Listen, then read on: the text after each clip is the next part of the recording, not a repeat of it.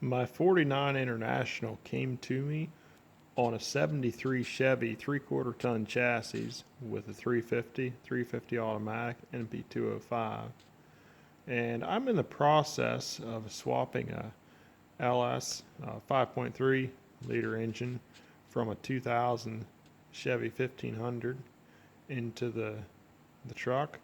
And along with that, I'm doing a manual swap and retaining my NP205 transfer case. So the engine is a 2000 and the flywheel is for like a 2000 a 6.0 because the 5.3 never came with a manual, but it's balanced the same as the 6.0, so the 6.0 flywheel works and bolts up and all that sort of thing. It has a different face than the 350 had, so you can't use the 350 flywheel, but the clutch that would bolt up to the 350s bolts onto the flywheel for the 6.0. And the pilot bearing is for some kind of a late model Chevy sports car, as the 6.0 manual had a larger shaft on the transmission, and so the pilot bearing for that wouldn't work. But my starter and everything will bolt right up for the 5.3, and the clutch is for the 70s 80s era Chevy, bolts right up to the newer flywheel. And like say, my transfer case was actually a 27 spline for the 350 automatic transmission, and so I swapped the shafts out of that with the donor transfer case that came with my transmission.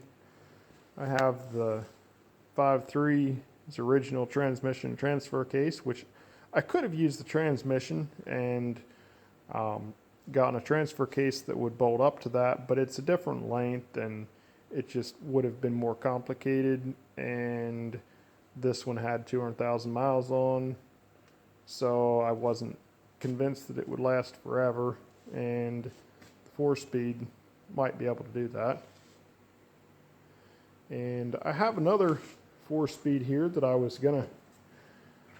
thought I was gonna use, but it has a 32 spline, and I have a transfer case that would have gone with it, and I could have adapted shafts and made it work, but it would have been more work than it was worth.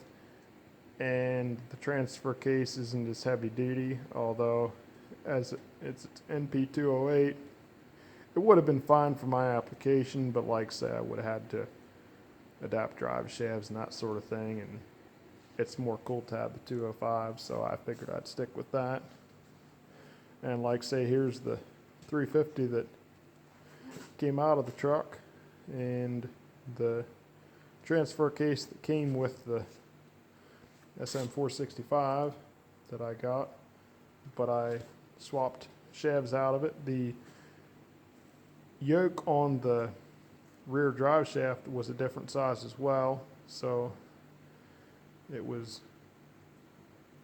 more better just to use my transfer case and swap the input shaft out, and that was pretty easy to do. And I got my engine bay just about ready. I think I probably am going to have to work on the cross member just a little bit, but I'll probably test fit the engine one time. I'm told that there's a clearance issue with that. I've got the engine mounts bolted up. I could have made something, but these were pretty cheap.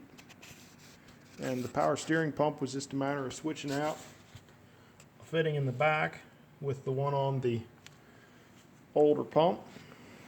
And I'd sent my wiring harness off to get it paired and my computer reflashed.